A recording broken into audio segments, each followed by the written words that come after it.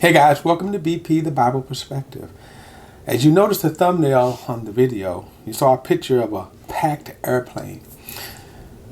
What's wrong with that picture?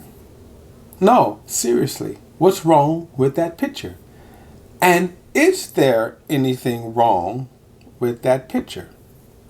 Now before we get into it, please like and share this video and subscribe to BP, the Bible Perspective. And as always, if you have a thought or comment, add it to the comment section below. All comments are welcome. Now, as the COVID-19 ravages our nation, the push, the drive to reopen America now is almost at a point where President Trump is but forcing the reopen. Now, they have their reasons for doing that.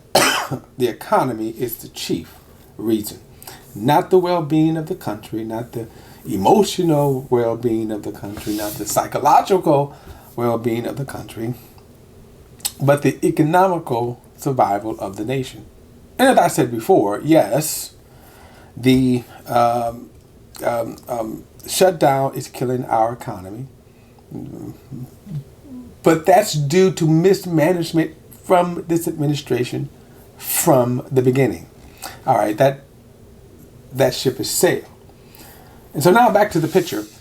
As you look at this picture right here of, I believe it's a United flight, and they were supposed to space people on an air flight, and somebody took a picture of everyone almost a full flight. So you got a typical airplane with 3 rows, maybe 3 seats on either side. This looks like it's probably, three seats on either side, and then every seat is filled. Now, as you saw in the thumbnail, and I'm going to describe to you also, the reason why I asked this question, I said, what's wrong with this picture? And I am asking seriously, what is wrong with this picture here? And I'm going to tell you why I'm asking this in a moment.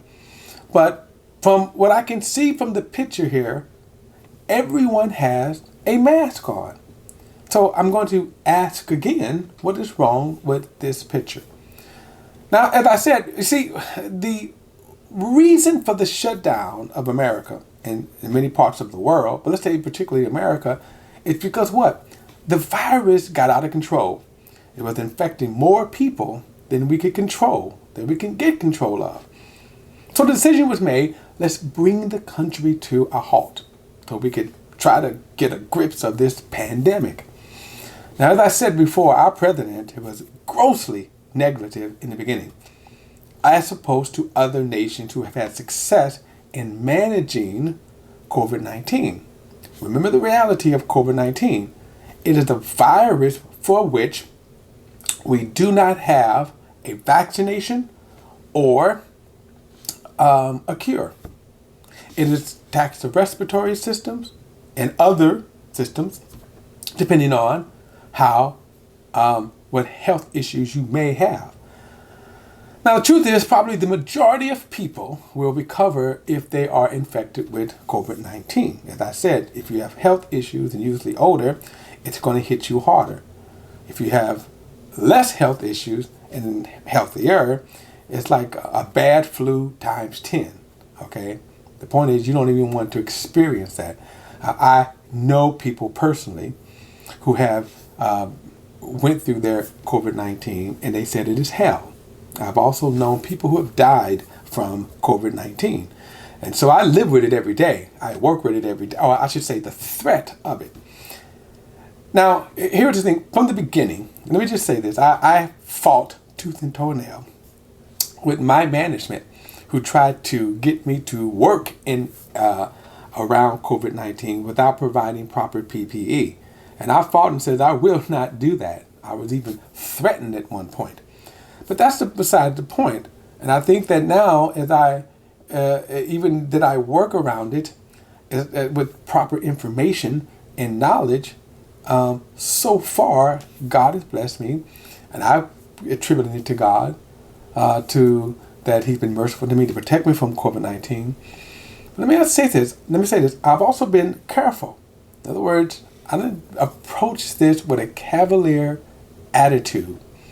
And of course, even as dear friends were infected, and I've been around these dear friends, it made it more, it made that COVID-19 more serious to me. And then when the same people within the same location, building, died, several people died, it hit even harder. But of course, this is multiplied now all over the country where people are being infected and then people are dying. Remember, in the United States, I haven't done my graph in a while. Let me pull it up. And I'm going to go back to our graph in the United States.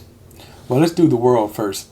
Now, in the world right now, and this is since January, so we're in March, right? We're coming up on the end of March, which would be now coming to the end of 5 months of, almost 5 months of this virus that's been in our nation, and of course, even around the world. Over 5 million people have been infected with 340,000 deaths. Remember, this is since January.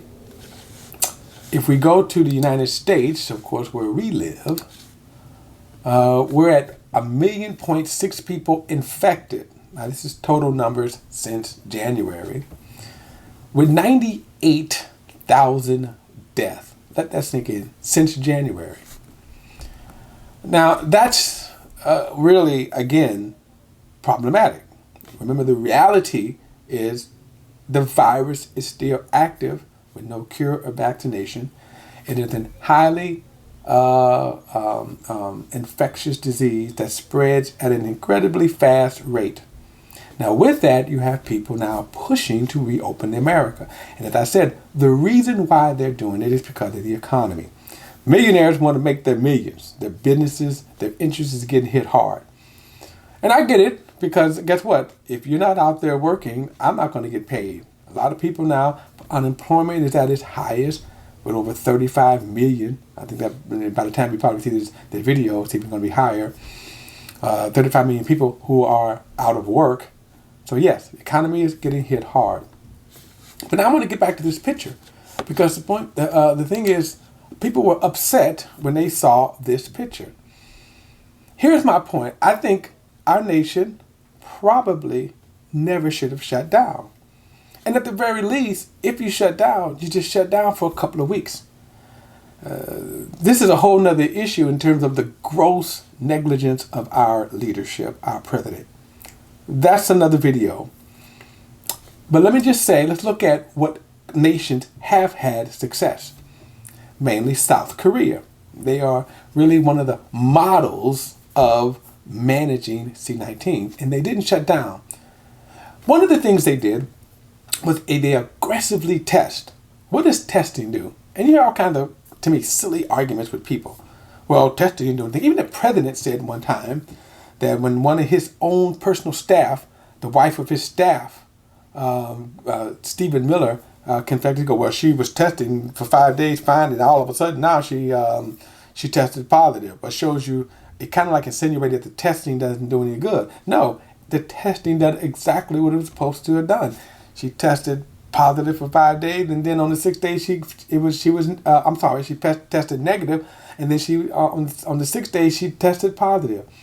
But that's what tests do. It identify who is infected, and this is why Korea wasn't able to shut down. If you got 5 people in a room, okay, and 2 test positive, you isolate the 2 and let the 3 go on about their way. Another thing that needs to happen is education. What is C-19? How is this spread? How do we protect ourselves? Now I'm going to go back to my picture right here, is that even though I don't like being on a packed airplane, that's my issue with this airline more than anything else, that they pack you in like sardines, but I digress. But right here, is people wearing masks and you enforce that, that's one of the chief ways of protecting yourself. I'm going to put that into question form, because if you have more information, I would love to know. But here's my point. You got I've seen one particular individual had gloves on. But you can provide, number one, you can have masks as mandatory for this, because how does C-19 spread. One of the primary ways is through the mouth, droplets, and then it's infected. So if you're wearing a mask and I'm wearing a mask, guess what? We're protecting each other, right? See, because you don't know who's infected. There are people who are symptomatic, but then there are other people who are just carriers. We pretty much know for sure that the chief way that it is spread is through releasing the droplets. You then can touch a surface, or those droplets are some way, either through touch, right, or introduced into your eyes, nose, and mouth. That's how you're infected. The mouth is the chief way of stopping that. So I'm going to ask again, what is wrong with this picture? Because I don't see anything wrong with this picture.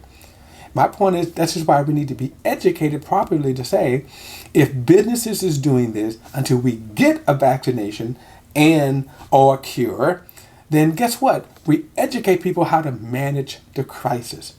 And that we can know that if I find myself in a situation like this, I'm not worrying about that. What I'm going to do is to say, hey, put that mask on. That happened to me the other day when I went to the grocery store and the guy stopped me and go, you need a mask before you come in. I go, off this, totally forgot, right? But that's the kind of education information we need. And that way we can manage the crisis in a more effective way. All right, guys, look, that is my perspective. And as always, please like and share this video, share it with others. And please subscribe to BP, the Bible Perspective. And as always, if you have a thought or comment, add it to the comments section below. All comments are welcome. Till next time, I'll see you then.